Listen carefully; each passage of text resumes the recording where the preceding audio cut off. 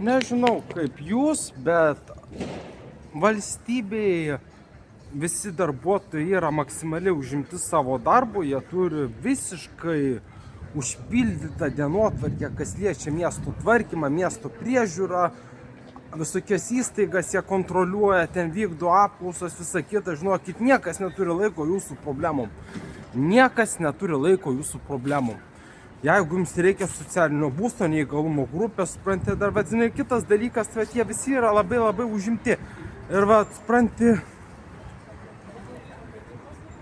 kaip valstybei yra tokios paslaugos, po tokia galimybė dėl socialinių paslaugų, tai yra ir garantijų, social guarantees, žinai, bet,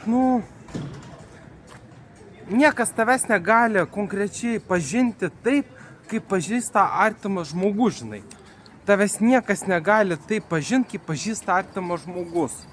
Supranti, jeigu tai tie valstybės tarnautojai visiškai nesidomi tavimi ir nežino, kokia buvo tavo praeitis, tavo darbo santykiai, tavo būklė, žinai, o ten kafeinas. Žinai, nežino, žinai, kokie buvo tavo darbo praeitis, žinai, tavo darbo santykiai. Niekasgi nežino, kuom tu skundėsi, kas tau yra blogai, kokia tavo sveikata, žinai. Tik vienintelis žmogus, kuris man pasakė, tai buvo, kai aš į namus atėjau, motina pasakė, kaip tu gyvas. Ir supranti, jeigu manęs paklaustų šito, pavyzdžiui, toj įstaigoj, kuri teikia tas garantijas ir rašo į tą socialinio būsto eilę, duoda tą nedarbingumą, ką aš pasakyčiau? Gerai jaučiuosi. Ar tikrai tu gerai jautiesi, žinai? Ar tikrai tu gerai jautiesi? Nė velnio tu gerai nesijauti. Supranti, katastrofa. Man buvo dirbtas 2 dienas, šeštadienį, sekmadienį. Man tai buvo katastrofa. Ne todėl, kad sunku, o todėl, kad aš namo negalėdavau grįžti po darbo. Va dėl to, žinai, aš bijodavau, kad praleisiu paskutinį autobusą. Mano autobusas nebeišvažiuos, supranti? Man iki namų ten nuo to darbo, tai 6-7 km iki Jeruzalės ir dar nuo Santariškių 5 km pėškom, žinai. Pėškom nuo Santariškių 5 km eit. Naktį 11-10 valandą. Eit dar nuo Santariškių pėškom 5 km, žinai. Ten darbo laikas nenormuotas toj valgykloj. Supranti, aš kur jie žino, kaip aš jaučiuosi tam darbę, paklaus. Kaip jūs šiandien jaučiatės?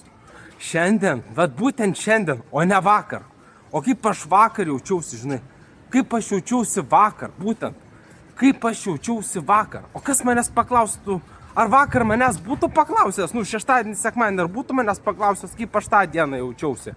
Ar būtų kažkas manęs paklausęs? Būčiau pasakęs, man paranoja visą kitą, žinai. Nenormuotos darbo valandos. Bet tai buvo vienintelis darbas, kur aš galėjau dirbti.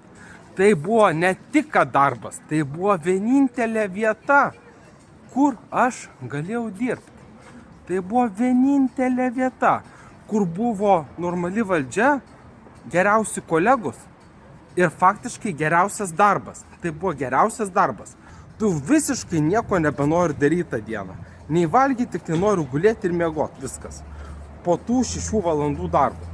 Bet ar šitą gali suprasti valstybės tarnautojas, specialistas, kuriam tu nori pasakyti, kad tau reikia pagalbos, supranti? Kad tau reikia pagalbos. Kaip tu gausi pagalbą? Kas ištirs tavo darbovietę? Kas ištirs tavo savijautą? Žinai, kas ištirs, kaip tu ten sekasi? Kas ištirs, kiek pas tave ten darbo? Kas ištirs, kaip tu plauni? Tik šešėliniam internete. Bet kiti žmonės turi pakankamai darbo rūpesčių, savų problemų, supranti. Jie turi pakankamai savų problemų. Jie nesidomi kitais žmonėm. Ir niekas nežino, kad tave užkrovė sekmadienį tiek darbo, kad tu tiesiog apsišikai ir nebesugebėjai toliau dirbti. Kas žino, kad tu nesugebi dirbti? Kas žino, kad tu nesugebi dirbti? Taip, man paskyrė ten, žinai, sumažino 2 tos procentus. O kodėl sumažino? Nes aš dirbau. Todėl, kad aš dirbau. Ir pamačiau, kad mano potencialas darbe yra labai mažas. kaip aš po darbo grįžtu namo, kaip aš jaučiuosi, ką aš darau, kaip aš derinu savo laiką su pareiga bendrabutyje, su pareigom, kaip aš derinu savo darbo laiką su dar kitom pareigom, su viskuo kitu, žinai, kaip aš tą bendrabutį tvarkau. Joks specialistas negali pasakyti, kokia pas mane sveikatos situacija. Suprantat? Aš dirbau, bet niekas negali pasakyti, tik tai artimas žmogus, artimiausias žmogus. O kas tai artimiausias žmogus? Artimiausi žmonės tai yra šeima. Artimiausi žmonės tai yra šeima, supranti? Tai yra šeima artimiausi žmonės. Tai va, tai yra tik tai šeima. O aš esu be ko? Mano tėvai jau labai seni. Mano tėvai yra labai seni. Mano sesuo tiesiog gyvena atskirai. Mano sesuo gyvena atskirai. Turi kitų įsipareigojimų. Augina vaiką. Prižiūri savo vyrą. Sesuo man padėti tikrai negali. O mano tėvai yra seni. Ir koks specialistas gali pasakyti, kad man reikia pagalbos? Kas gali man pasakyti? Kaip tu įrodysi? Vienas dalykas yra tai, jeigu tu turi artimų žmonių. Jeigu tu turi artimų žmonių, jie gali tau padėti. Supranti, jie gali tau padėti. Bet tai yra toks dalykas, kad jie viską mato šešėliniam internete.